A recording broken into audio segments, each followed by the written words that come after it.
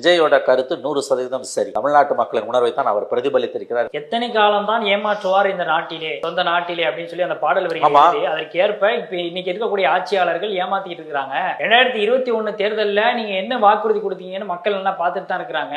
ஏமாத்தி ஓட்டு வாங்கிட்டு இந்த நேரத்துல வந்து நீட் தேர்வு குறித்து நாங்க அது மாதிரிலாம் வாக்குறுதி கொடுக்கலன்னு சொல்லி மாற்றி பேசுறது வந்து எப்படி சரியானதா இருக்கும் அப்படின்னு சொல்லி சரியான கருத்து. விஜய் அவர்கள் இந்த விஷயத்துல கருத்து தெரிவித்து வாய் திறந்திருப்பது மகிழ்ச்சி, வரவேற்கத்தக்கது. விஜயோட கருத்து 100% சரி. தமிழ்நாட்டு மக்களின் உணர்வை தான் அவர் பிரதிபலித்திருக்கிறார் என்று நான் பார்க்கிறேன். இது நல்லா தெரிஞ்சுக்கோங்க. இது கிறிஸ்டல் கிளியர் இந்த இஷ்யூ. அதாவது ஓப்பன் அண்ட் ஷார்ட் கேசுவாங்க. பொதுவெளியில இருக்க விஷயங்களை நம்ம பார்த்தோம்னால திமுக எந்த அளவுக்கு பொய் சொல்லியது என்பது எல்லாருக்கும் தெரியும். அதான் இன்னைக்கு எடப்பாடியும் சொல்லியிருக்காரு, விஜயும் சொல்லியிருக்காரு. எந்த பொய்யையும் சொல்லி தமிழக மக்களை ஏமாற்றி விடலாம் என்று கனவு காணும் தமிழக ஆட்சியாளர்களின் எண்ணம் இனி வரும் காலங்களில் ஈடேறப் போவதில்லை அப்படின்னு சொல்லி முடிச்சிருக்காரு. நல்லதுதான். அது நடந்ததுன்னா நல்லது. அது நடக்குமா நமக்கு தெரியாது. அந்த பாயிண்ட் வேற. ஆனா அது ஒருத்தரோட யூகம், ஒருத்தருடைய எதிர்பார்ப்பு. ஆனா ஃபேக்ட் ஆஃப் த மேட்டர், நம்பி வாக்களித்த வாக்காளர்களுக்கு, குறிப்பாக மாணவர்களுக்கு இவர்கள் துரோகம் செய்திருக்கிறார்கள். தெரிந்தே இவர்கள் பொய் சொன்னார்கள் என்பதுதான் இன்றைக்கு இருக்கக்கூடிய உண்மை.